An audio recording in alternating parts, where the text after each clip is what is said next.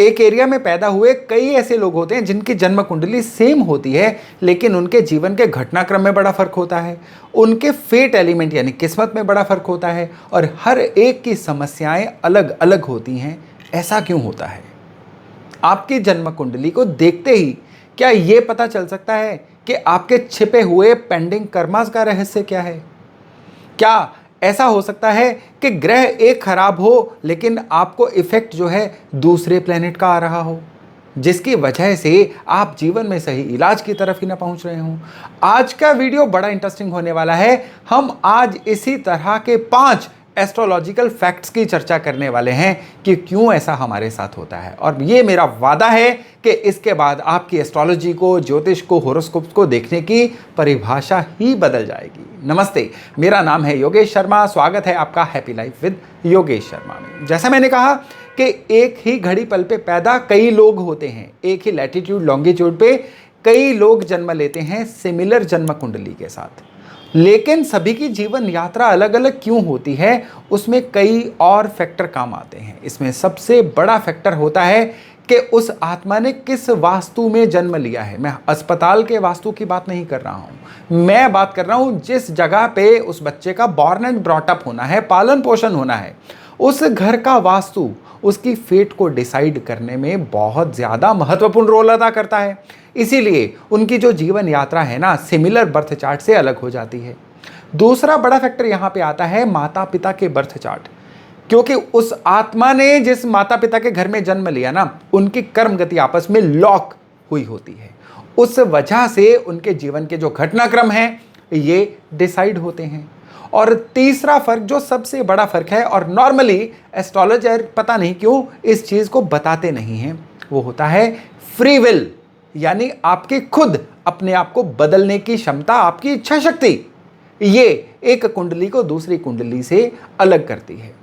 जो लोग अभ्यास करके अपने अंदर इच्छा शक्ति ले आते हैं वो अपने ग्रहों को पलट देते हैं। ये मैंने अपनी पिछले 28 साल की एस्ट्रोलॉजिकल यात्रा में आजमाया है, देखा है, फील किया है। लेकिन क्योंकि जब चंद्रमा वीक होंगे, केतु का प्रभाव ज्यादा होगा, इच्छा शक्ति को वो डेवलप नहीं होने देता।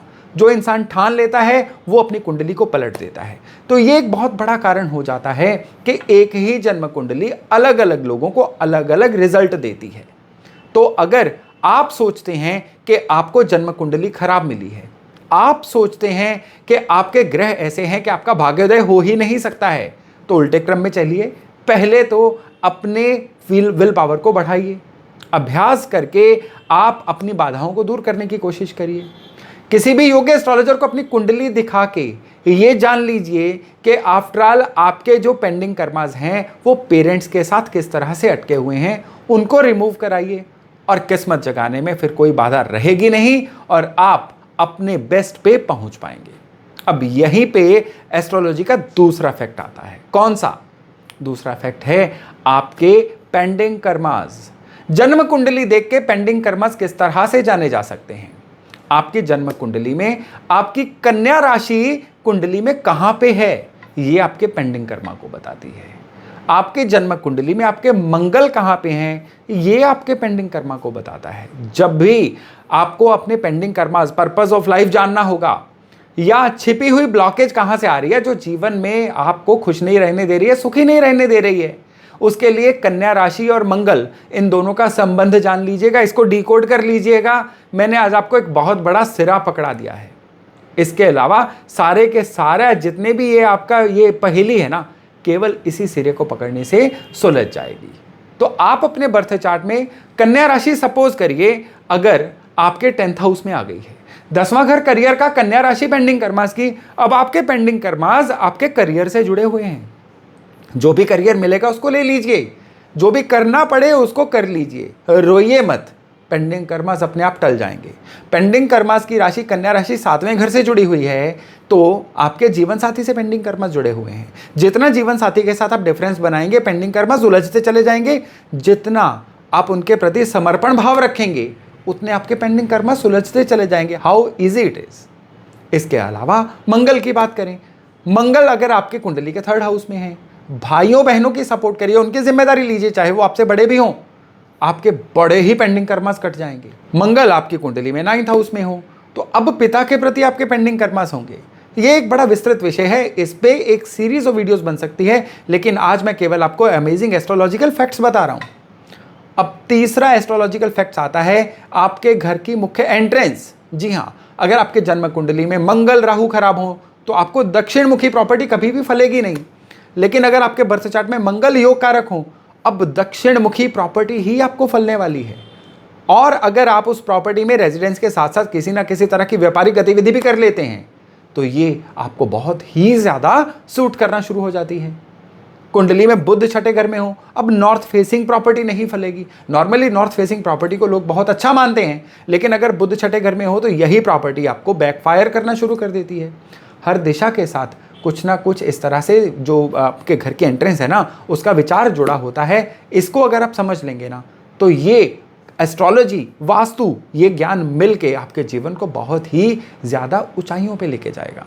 अब तीसरे बहुत अमेजिंग फैक्टर पे आते हैं हम कि एक प्लेनेट अगर खराब है तो क्या उसकी वजह से बाकी प्लेनेट भी खराब होते हैं? जी हाँ, अगर सपोज करिए आपके बर्थ चार्ट में चंद्रमा, अब कुंडली में 12 घर होते हैं, इनमें से चलते चलते छठा घर ऐसा आता है जो इंसान को कर्जा देता है। वही घर अगर एक्टिवेट हो जाए तो इंसान से जलने वाले उसके शत्रु बहुत ही बढ़ जाते हैं। और यही घर है जो जिम्मेदार होता है कि किसी इंसान को बीमारियां लगेंगी कि नहीं, स्वास्थ्य कैसा रहेगा, इम्यूनिटी कैसी रहेगी। तो ये छठा घर इस दर्जे से बहुत ज़्यादा इंपॉर्टेंट बन जाता है। और चंद्रमा क्योंकि आपकी कैश अवेलेबिलिटी को शो करते हैं, चंद्रमा आपके मन को शो करते हैं। अब मन का जब दुश्मनों से ताल्लुक बन जाएगा तो क्या होगा कि मन ही आपका दुश्मन बन सकता है। छठे घर के चंद्रमा एंग्जाइटी दे देते हैं, छठे घर के चंद्रमा इंसान को कैश का क्रंच भी दे देते हैं, छठे घर के चंद्रमा ओवर थिंकिंग की समस्या, बहुत सारी दिक्कतें देते हैं। लेकिन यहीं पे एस्ट्रोलॉजी का अमेजिंग फैक्ट आता है कि यहाँ पे चंद्रमा होंगे तो बर्थ चार्ट में केतु के भी रिजल्ट खराब हो जाएंगे। अब केतु जहाँ पे भी होंगे उस घर के नतीजे खराब, पुत्र संतान के प्रति चिंता, इंसान जो है बिना सोचे समझे काम करता रहेगा और नुकसान झेलता रहेगा। उसके पास डीप थिंकिंग की, फ्यूचर को देख के डिसीजंस लेने की क्षमता ही नहीं बचेगी। ये केवल मैं आपको कई समंदर में से कुछ बूंदे ला के दे रहा हूं। अब इसी कड़ी में चलते चलते आपको बड़ा ही रोचक एस्ट्रोलॉजी का चौथा अमेजिंग फैक्ट बताता हूं, वो है कुंडली के ग्रहण दोष। ग्रहण दोष नॉर्मली माना जाता है सूर्य राहु एक साथ हो तो होता है, चंद्र केतु एक साथ हो तो होता है। ये आधा सच है। सूर्य अगर 12वें घर में होंगे तो भी सूर्य ग्रहण जैसा ही खराब माने जाते हैं। चंद्रमा छठे घर में होंगे तो भी ये ग्रहण जैसे ही खराब माने जाते हैं, इसको भी समझ के चलिएगा। और सूर्य राहु जब भी एक साथ होंगे ना, केवल सूर्य के प्रभाव नष्ट नहीं होंगे बल्कि बर्थ चार्ट में बृहस्पति जहां पे होंगे ये वहां के प्रभाव भी नष्ट करेगा।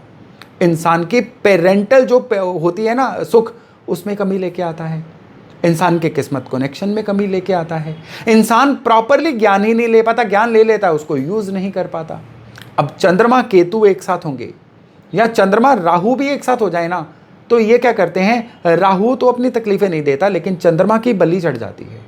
और इस केस में बर्थ चार्ट के बुध वो भी खराब होते जो हो जाते हैं, इंसान की बुद्धि खराब हो जाती है, दांतों की समस्याएं चलती हैं, रॉन्ग डिसीजंस हो जाते हैं, इंसान की सही शब्दों का चुनाव नहीं हो पाता है, स्टैमरिंग हो जाती है, स्किन की ट्रबल, ये नसों के खराब होने की ट्रबल, इस तरह की ट्रबल आ जाती हैं। देखने में बड़ा साधारण सा कॉम्बिनेशन, लेकिन कहाँ तक जाके रुकता है इसका कोई अंत ही नहीं है। और कहते हैं ना कि बुध खराब हो जाए तो जीवन खराब हो जाता है, क्योंकि आपका जीवन आपके फैसलों पर टिका होता है। किसी एक समय पर लिया गया फैसला ही आपका जीवन बदल देता है। और जब बुध खराब होते हैं ना, सही समय पर सही फैसला लिया ही नहीं जाता है। अब इसी कड़ी में जाके एस्ट्रोलॉजी का एक पांचवा बहुत ही अमेजिंग फैक्ट आता है। वो आता है कि अगर आप किसी वास्तु सम्मत घर में भी रह रहे हैं लेकिन उसको आपने अपने बर्थ चार्ट के अनुसार अलाइन नहीं किया है तो आपके जीवन में बहुत ही भयंकर मुश्किलें आने वाली हैं। सभी जानते हैं साउथ ईस्ट में रसोई होनी चाहिए, अग्नि का स्थान है। सभी जानते हैं नॉर्थ दिशा या नॉर्थ ईस्ट दिशा जल की दिशा है, या पश्चिम दिशा जो है ये स्पेस एलिमेंट की दिशा है। लेकिन यहाँ पे आपको एक चीज़ का ध्यान देना है कि आपके बर्थ चार्ट में जो प्लेनेट जहाँ पे बैठा हुआ है, आपके घर के अंदर की वास्तु अलाइनमेंट ठीक उसी तरह की होनी चाहिए। वो नहीं होगी तो लाख आप वास्तु के अनुसार घर बना लीजिए, जीवन में आने वाली ट्रबल्स नहीं रुकेंगी। इसको बोलते हैं astro vastu alignment of your house और ऑफ योर लाइफ। आप ये नहीं करेंगे तो खाली वास्तु बैलेंस करने का आपके जीवन में कोई भी फायदा नहीं होगा। एस्ट्रोलॉजी दोस्तों ऐसी विद्या है जिसको जितना ज़्यादा इस समंदर में डुबकी लगाई जाए ना, उतना ही आगे के फैक्ट्स दिखने शुरू हो जाते हैं। और मेरी हमेशा ये कोशिश रहेगी कि इसी तरह के और इंटरेस्टिंग फैक्ट भी आप तक लेके आऊँ। फिलहाल ये जो 5 अमेजिंग फैक्ट्स हैं, इनको आजमाइए, इनको देखिए कि आपके जीवन में इनसे कौन सी चीज़ कनेक्ट हो रही है। इसको कमेंट्स में भी बताना मत भूलिएगा। तो चलिए बहुत जल्द मिल रहे हैं नए टॉपिक नए विषय के साथ। अपना खूब ध्यान रखिएगा। नमस्कार।